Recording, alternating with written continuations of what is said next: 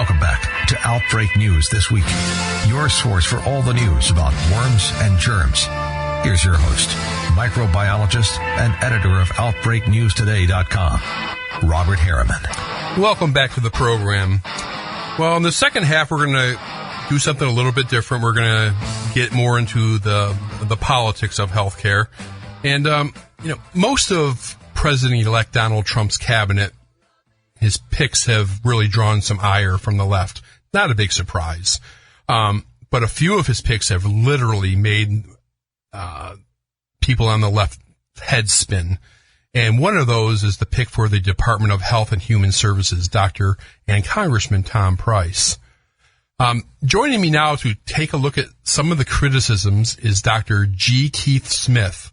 Dr. Smith is the co-founder of the Surgery Center of Oklahoma. He is the co-founder of the Free Market Medical Association, and he's one of the best voices out there for free market healthcare. Dr. Smith, welcome back to the show. Hi, Robert. Thanks for having me again. Yes, sir. Glad to have you. Now, before we really start, do you know Dr. Price, and how do you know him? He and I have met on 2 or 3 occasions, but I couldn't say that I know him. I was asked to speak before the House Budget Committee, and he was the person that invited me to talk about free market healthcare alternatives and how the federal government does interfere with their regulations in the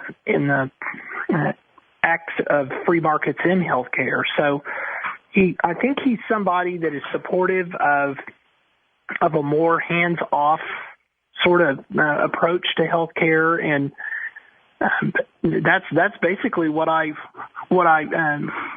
know about him, what my interactions with him have been. Okay, yeah, I just wanted to get that out front.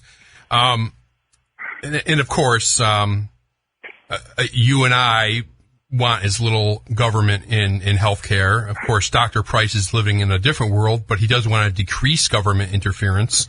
And this has got the people on the left in a tizzy. And there's no shortage of articles from the usual players. We got the Huffington Post, Mother Jones, and other like-minded websites. However, even the New England Journal of Medicine published a perspective a couple of weeks ago that took a critical look at Dr. Price and his views and policies. And I wonder if the New England Journal of Medicine did that with Kathleen Sebelius 8 years ago. I don't know. But anyway, the authors of this letter is Dr. Sherry Gliad and Dr. Richard Frank. They're both former assistant secretaries of the HHS. And I take it you've looked at this, all right, Dr. Smith? Yes. Yes. Yes. Okay, so they in a professional manner, they criticize Dr. Price. They didn't go overboard like some of the articles I've seen. But they do go after his being this real big opponent of the Affordable Care Act. And they go after his own act, which is called, for the audience that is not familiar, it's the Empowering Patients First Act. This is legislation that was sponsored by Dr. Price, Representative Price, and it was, I don't know, 5-6 years ago, and it was initially intended to be the alternative to the Affordable Care Act. And just to give you an idea of some of its provisions, it included like tax deductions and credits to aid in the purchasing of health insurance, the promotion of state-based high-risk insurance pools, the creation of individual and small employer membership associations and association health plans, allowing for interstate insurance markets and reforming malpractice lawsuits, et cetera, et cetera. Now, since he was selected by Donald Trump, the media is really, their keyboards are on fire. But when the Empowering Patients First Act was first introduced, it got at least one, I found one positive thing said about it. And it's a former Congressional Budget Office director. His name is Douglas Holtz-Eakin. Not really familiar with him, but this is what he said. He said he estimated that the bill would yield a net savings of $2.3 trillion over 10 years and would increase the number of insured individuals by 29% by 2016. Remember, this was 5 or 6 years ago. Okay, let's take a look at the New England Journal of Medicine letter. And Dr. Smith, they say Price has been a vociferous opponent of the Affordable Care Act. We can't have that. And a leader of the repeal and replace movement. His proposal for replacing the ACA is the Empowering Patients First Act, and it would eliminate the ACA's Medicaid expansion, replace the subsidies with flat tax credits based on age, not income. They say it's a regressive plan, and it offers much greater subsidies relative to income for purchasers, and on and on. So what are your thoughts on this complaint about the Dr. Price's Empowering Patients First Act? Well, as I read the letter to the New England Journal, I remembered that the last editor of the New England Journal of Medicine, as they walked out, declared that about 60% of what was in the journal was so biased and unreliable as it should not be believed. Everyone thought that this was crazy until the editor of Lancet, another huge medical journal, walked out of Lancet and basically said the same thing, that half of the articles, half of the information in the journal was not reliable and should not be believed. So I don't even know a doctor who subscribes to the New England Journal of Medicine anymore. It has no credibility at all, no more so than the American Medical Association, which, interestingly, they used to just bludgeon Price because, that since the AMA supports Price, Price must be awful. I don't even know a doctor that belongs to the AMA. So, and the AMA was completely behind the Affordable Care Act. So the letter itself is in a journal that has no credibility. I mean, if you're looking for an example of fake news, there it is. So here are these two PhD bureaucrats who, are not physicians. They're not even economists. They're just PhD bureaucrats. And they're lamenting the death of the Affordable Care Act and even make the claim that, healthcare costs are the increase in healthcare costs are slowing. And that's hilarious. I mean, I think you could find a lot of people in the United States who would object to that.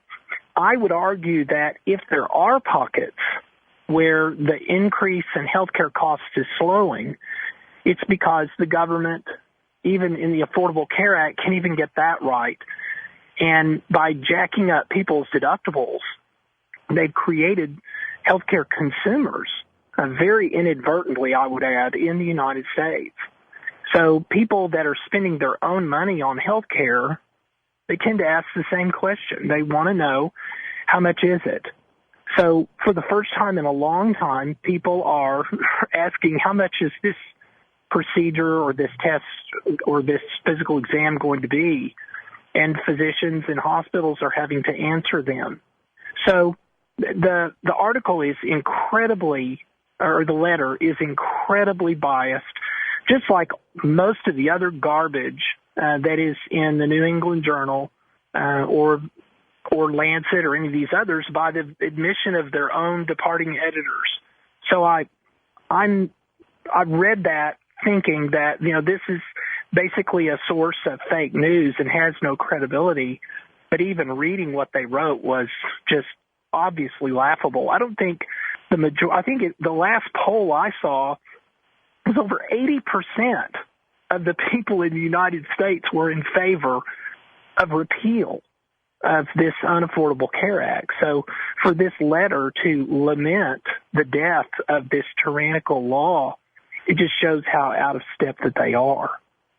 Yeah, it's funny that they don't mention, all the people who lost their good health insurance because of this. Oh, yeah. Yeah. No, there's no mention at all. And again, I caution people, to not get sucked in to the conversation about coverage. The real problem with healthcare in the United States is the cost, and not the cost of coverage. It's the cost of healthcare. The reason people are scared to death and think that they need coverage is because the costs are so out of control. And the reason the costs are out of control is Washington, D.C. You cannot buy an insurance policy that contains the provisions for coverage that you want. You can only buy what they tell you can buy, and you're forced to buy coverages for things you don't want or need. So if you fall for the trap of discussing the healthcare issues in the United States as a function of coverage, then you really let the federal government, the source of all of the issues with healthcare, you let them off the hook. But now, but Price is not. He still has the government tentacles involved in healthcare. I mean, you agree with that? He does, but he is going the right direction with repeal. There is any lessening of the federal government its influence in healthcare runs the risk of allowing people to see what a more free market can do. And I think once people get even a small taste of that, and they realize not only is that the moral way to address issues, but it's the most effective. And once they get a taste of that, hopefully they'll want more. And then this repeal will not stop with the Affordable Care Act. They'll just keep going. And maybe they'll repeal HIPAA, a silly law that has nothing to do with our privacy. It has everything to do with putting pressure on institutions and on physicians to data mine their patients and give this information to the federal government. So, maybe they'll just keep on going and just keep repealing. But now they are critical of several things that Price is for. For example, they're saying that his plan would create anemic substitutes for commitments to comprehensive coverage for Americans with pre-existing conditions. This is a political hot potato. There's no question about it. This is the one thing I guess in the Affordable Care Act that some people like. So how do you address something like that? Well, think about covering pre-existing conditions like this. You don't have coverage on your house, and it catches on fire, and you pick up the phone, and you call an insurance company and tell them you want coverage on your house, which is just caught on fire. Well, that's great for, the person who makes that call who gets coverage for their house that's on fire, but it's not okay for everyone else whose insurance has become unaffordable because that provision is there and allows a person to do that. So the covering of pre-existing conditions, once again, should not be looked at in terms of coverage. It should be looked at in terms of cost. The reason people are so worried that their pre-existing conditions are not going to be covered is because they're worried that some hospital is going to bankrupt them.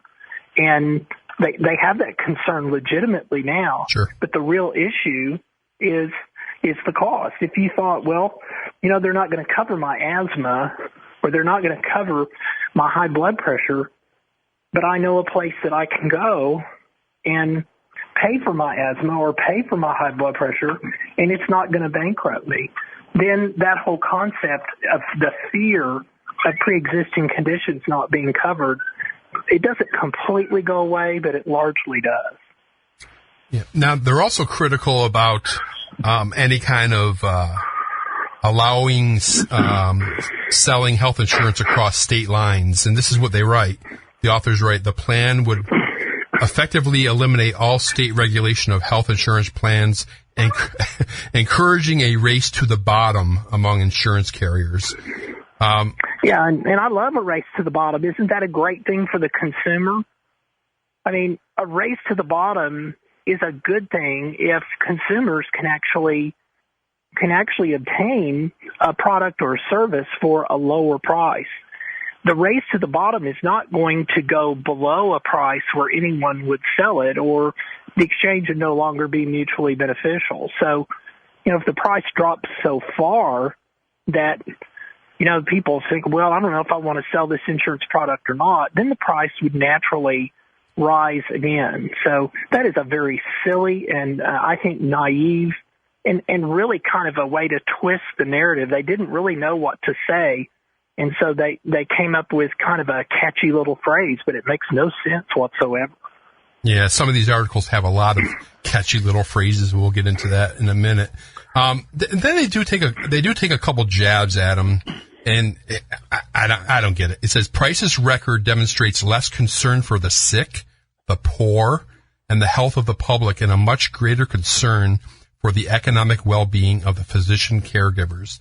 In another place in the article, they write, it harkens back to to an earlier tradition in American medicine, the physician advocate as protector of the guild.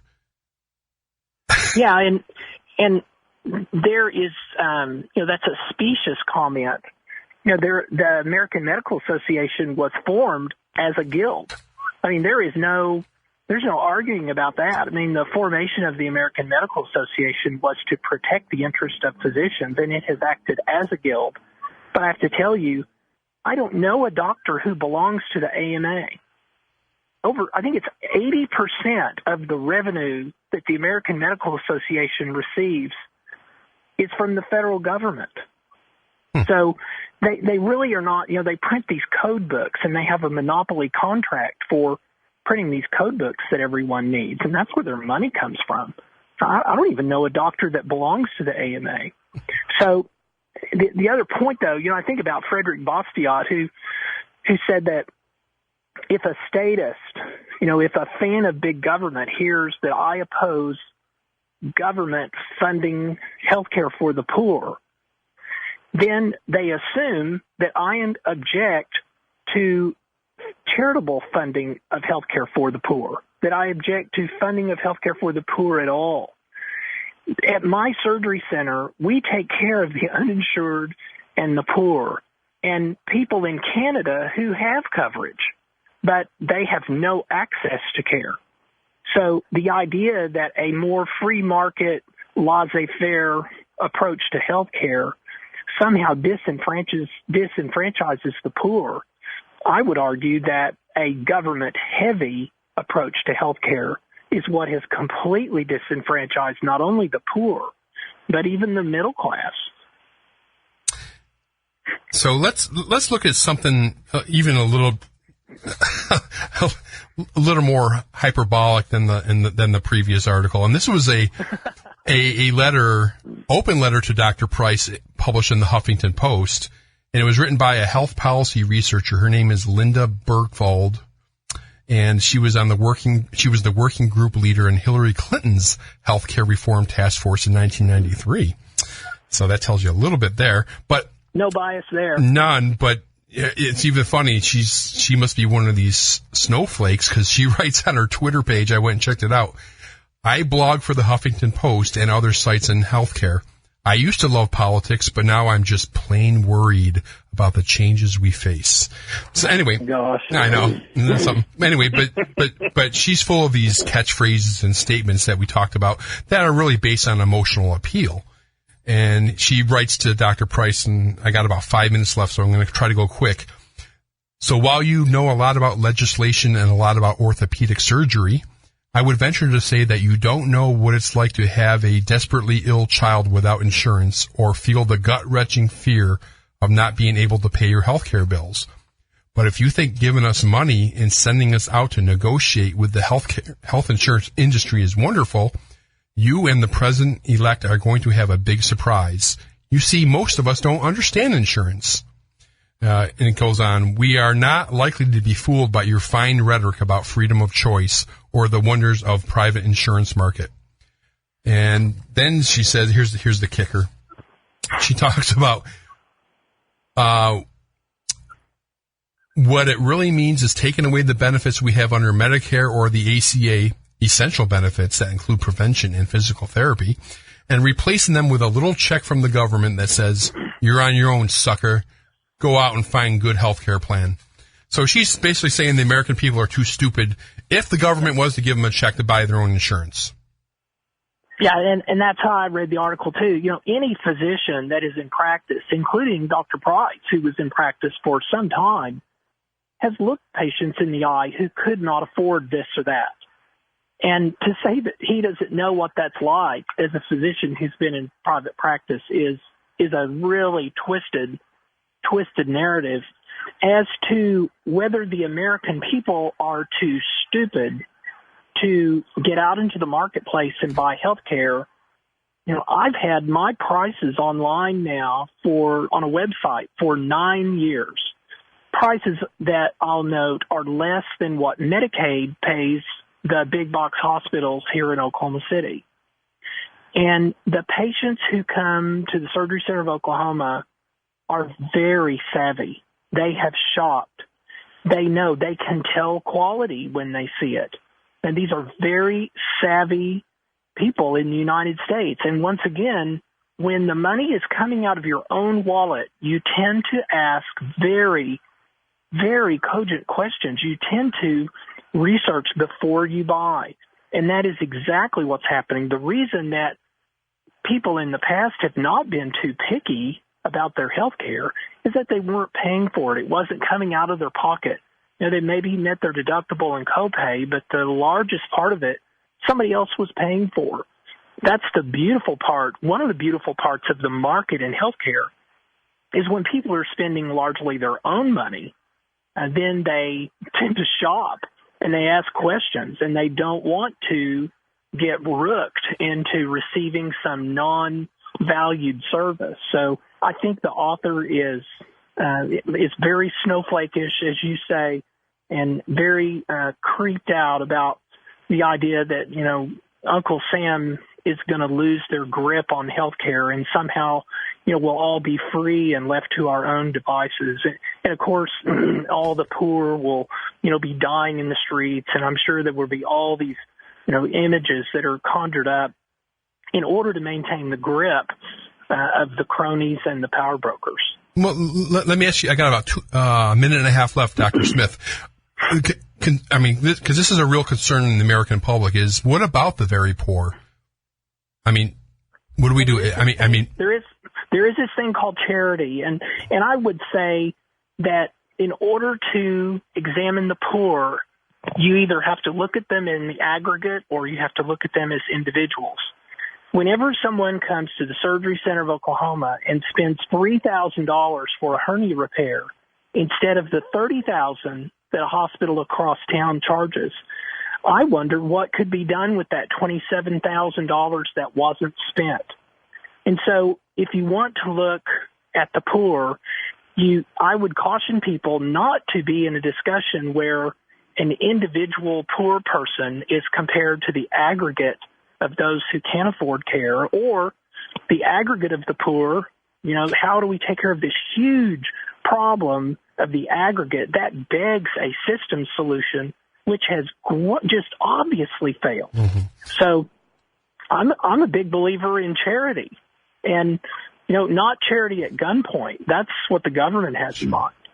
Okay. I got about 10 seconds left. A quick answer. So in your view, Dr. Price is at least leading us in a better direction. Absolutely. Absolutely. Thank you, Dr. Keith Smith, for your time and expertise. I appreciate it, sir, once again. Thank you for having me. Yes, sir.